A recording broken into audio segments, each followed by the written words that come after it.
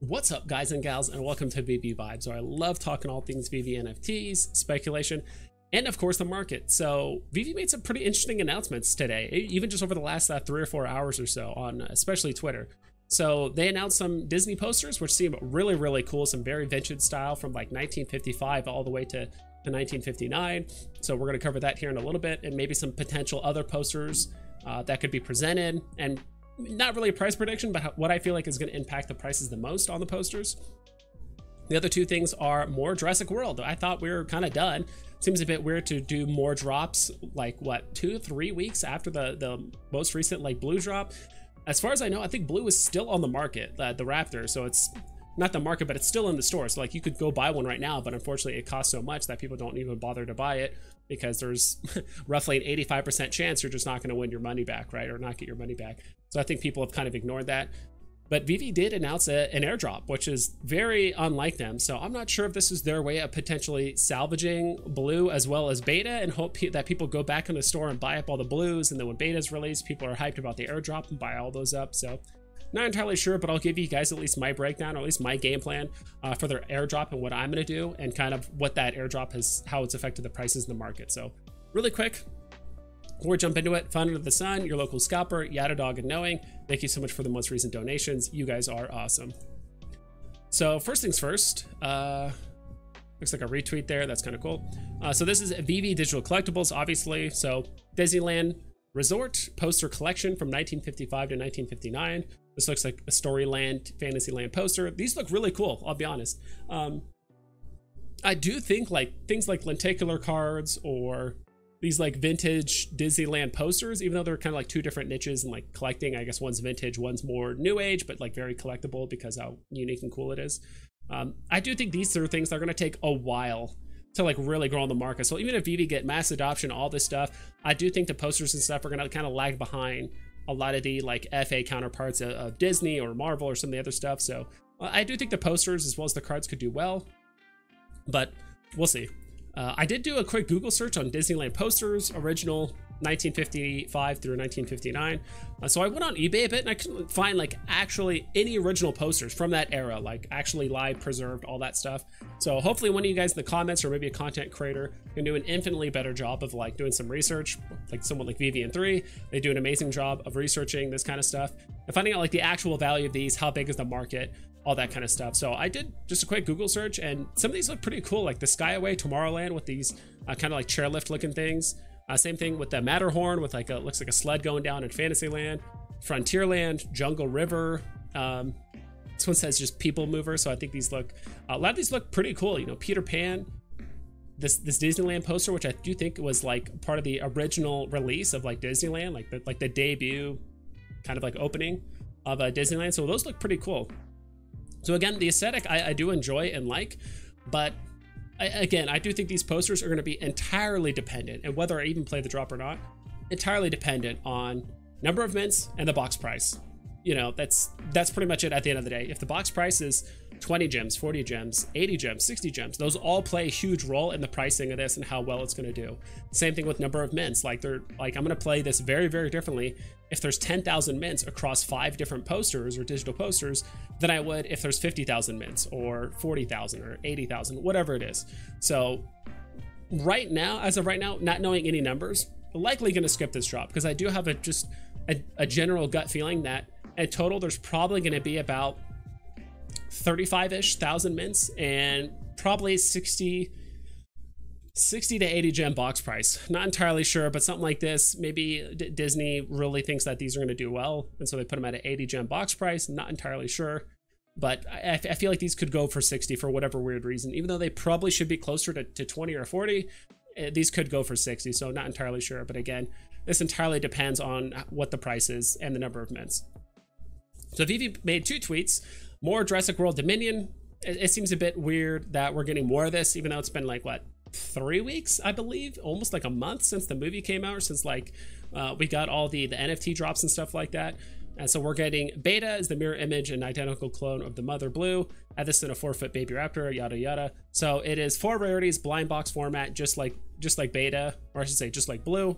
I'm not sure if Veve tried to just kind of pull this out of their pocket or try to pull, not necessarily a fast one, but just try to heavily incentivize people to buy up the blues that are left in the market, or left in the store, I should say. And then when beta gets dropped, hopefully people will buy those up as well. Because right now, as far as I know, blue is still in the market. Beta's probably not going to do much better, because you could always just shrink down blue and make her look like a baby raptor anyway. So I guess now we're getting both. And now we're getting even more raptors, which is kind of crazy to think of. So, and this is something that Veve has, I don't think has ever done. They've never announced ahead of time that they're doing an airdrop. So Jurassic World fans, those holding T-Rex, blue, and beta collectibles are eligible to be gifted 1 of 4 blue and beta collectibles. So there's 4 total. So the way this works, and this took me a few times to get through, is that there's a common, uncommon, rare, and ultra rare, obviously 4, of the airdrops. So if you own both common, so if you own the commons of the Raptor, the T-Rex, or I should say blue, beta, and the T-Rex, if you own the commons of all 3, like that kind of unattached set, I don't even know how to say it, but if you own all 3 commons, you'll get you'll get an airdropped a collectible, or I should say a common of the airdrop. So if you own the commons, you get the common airdrop. If you own all the uncommons, you get the uncommon airdrop. Same thing with the rare. If you own the ultra rare, you have to hold all 3 sets. So you have to hold all 3 sets fully, so common all the way up to ultra rare, in order to get that last one. So we'll see. The price of these have already gone up pretty significantly. So in order to get the ultra rare airdrop, you need to have all 12 collectibles, I believe. You need to have 3 full sets of all of them. And I'm not necessarily sure, they don't really explain it, which I'll probably ask on Twitter, but in order to get the uncommon, do you also have to have the common 2 set? Like, do you have to have all the things previous? Because it seems like to get the ultra rare, you need the 3 full sets, which I don't think it's the case. They would have explained, hey, if you have the commons, in order to get the uncommon, you need the common as well. So it says you'll get holders of at least 1 collectible from each set. So I believe that's how the way it works. Wanted to take a quick look at the market. So far, since they've literally just announced this drop, and prices have already skyrocketed quite a bit. So we can even see like the common Jurassic World, the common T-Rex was at probably like 10, 11 gems not too long ago, and it's already up to 16 gems. Same thing with the uncommon. This one's actually gone up $5. This has also gone up $5. So pretty much across the board, all of the Jurassic Park stuff, at least not pertaining to posters, but just the 3D collectible, premium digital collectible NFTs have gone up probably about 25 to 30%. Interestingly enough, I'm trying to find the Raptors here. These haven't seemed to move up too much. At least it says it here. I don't know why it says 2% here when actually it went from 75 all the way up to 145 gems. So yeah, all the people that were holding the ultra rares, because we all know that's going to be the bottleneck. That's going to stop a lot of people from getting the higher end airdrops. Yeah, we'll see. So the price of these, I actually meant to look up the ultra rare too of the T-Rex, which could be a pain. It's at 220. I think last I checked, because this was going for 170. Last I checked, at least on my phone, I'm not sure if this is updated yet, but it was going for like 225. So the price has already gone up 50 gems. So these things are absolutely skyrocketing. To be honest, I've already missed the boat. Like, if at this point, if you can afford this, I mean, like the ultra rares, go for it if you want to complete the whole set. What I might do is just buy the commons of both, or maybe buy the uncommons of both the Raptor and the other one. And don't forget, you have to buy the beta as well when it comes out. So when beta comes out, I do think people are mostly gonna get the common and uncommon of both beta and all the stuff. So those will be very cheap. Like me personally, I'm not gonna go for the beta drop at all. I do think some people are going to try and gamble and get the ultra rare for cheap and kind of go from there. But I don't think the airdrops are going to do as well as people think, because we're getting legitimately, what, over a week heads up of the airdrop, because the snapshot is going to be happening. I think it says here. The snapshot is happening on Tuesday the 19th. So today is the 14th. So we're getting a 5-day heads up on the snapshot, right? And of course, I mean, you have 2 days to basically buy blue in the secondary market, which let's see here, is she happening on the 2nd? So it's the 16th, which is the 16th. All right, so you have 3 days basically have 3 days in order to buy beta and kind of position yourself to be ready for the airdrop. And I don't think the airdrops are going to do that well. Of course they'll be profitable, but at what cost, right? Because you have to buy these up at a premium. What I might do personally is I'm going to do one of two things. I'm either going to try and get the common and uncommon of both the T-Rex and the Raptor, as well as beta when beta comes out. Or what I might do is just not go for the airdrops at all, let everything blow over, because there's going to be a ton of common airdrops, a ton of uncommon airdrops, less so of the rares and way less of the ultra rare airdrops.